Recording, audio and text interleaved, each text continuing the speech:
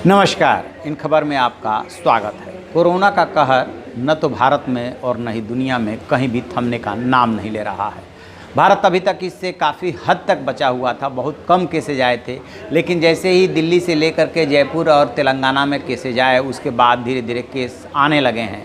अब 4 केस नए आए हैं, 2 पंजाब से आए हैं और 2 जम्मू कश्मीर से आए हैं। और पंजाब के जो केस आए हैं वो दोनों के दोनों पैसेंजर्स जो है इटली से आए थे।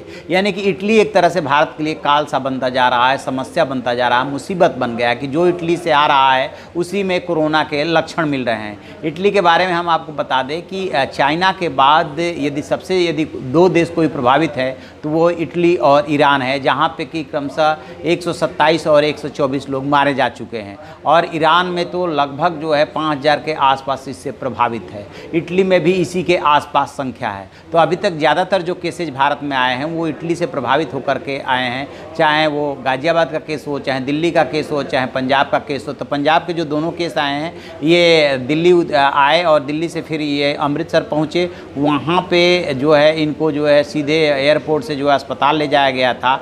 और दोनों मरीज़ जो हैं होशियारपुर के रहने वाले हैं।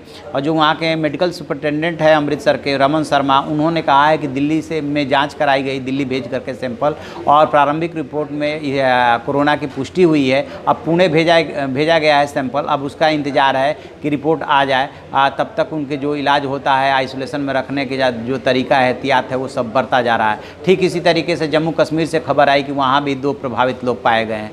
पहले 31 संख्या थी, अब ये 4 जुड़ गई तो 35 हो गई। 3 उसमें से केरल वाले ठीक हो गए थे, तो उनके यदि निकाल देते हैं तो फिर 32 की संख्या रहती है। ये वो संख्या है जिनमें पुष्टि हो चुकी है। इसके अलावा सैकड़ों ऐसे केसेज हैं जिनके बारे में भी पुष्टि नहीं है। और संसद में जो केंद्रीय स्वास्थ्य मंत्री डॉक्टर हर्षवर्धन ने जानकारी दी थी, वो लगभग 30,000 लोगों के आसपास है उनकी संख्या, जिन पे की नज़र रखी जा रही है। जो इटली से ग्रुप आया था जयपुर में और जो 4-5 दिन तक राजस्थान में घूमता रहा था, वही 200 से अधिक लोगों के संपर्क में आया था, इंक्लूडिंग होटल स्टाफ, ड्राइवर वगैरह वगैरह। वो सब के सब निगरानी में है। तो इस तरीके से आप कह सकते हैं कि जैसे जैसे केसेज बढ़ेंगे वो जितने लोगों के टच में आएंगे उनके जो है इससे प्रभावित होने की आशंका बढ़ जाती है।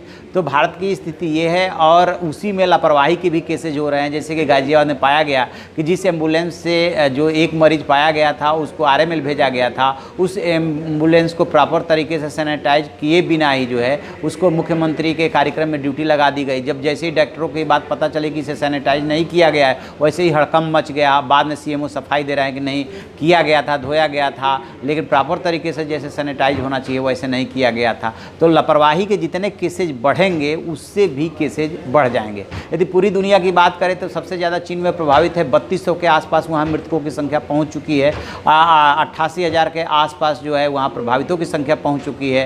यदि दुनिया के अन्य देशों की बात करें तो 96-97 देशों में ये पहुँच चुका है, मतलब इससे प्रभावित हो चुके हैं और संख्या 1 लाख के पार जा चुकी है। सबसे ज़्यादा प्रभावितों में यदि चीन के बाद कोई है तो ईरान और इटली है। तो ईरान और इटली जो है बहुत सारे स्वाभाविक रूप से जितने लोग देश ज़्यादा से ज़्यादा प्रभावित होते जाएंगे और उसके बाद वहाँ से लोग अपने अपने देशों को लौटेंगे, तो वहाँ पे इंटरनेशनल एयरपोर्ट पे बेशक उनकी थर्मल स्कैनिंग हो रही है, भारत में भी हो रही है, लेकिन वैसे वैसे संख्या बढ़ने की गुंजाइश बढ़ती चली जाएगी।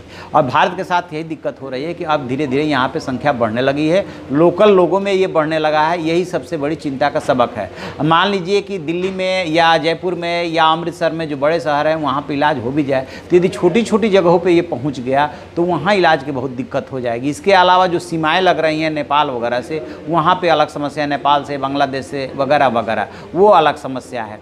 तो अब इससे निजात पाने के लिए बस एक ही रास्ता सूझ रहा है, वो कि ज़्यादा से ज़्यादा एहतियात बरतें। एहतियात बरतने में क्या कर सकते हैं? साफ़ सफाई का ध्यान रखें, हाथ को बार बार साबुन से धोएं, उसको सैनिटाइज़र का इस्तेमाल करें, अपने हाथ से फेस को डायरेक्ट टच ना करें, और उसके बाद जब छींक वगैरह आए तो उसको हैंकी यानी रुमाल से या हाथ से जो है ऐसे करके करें।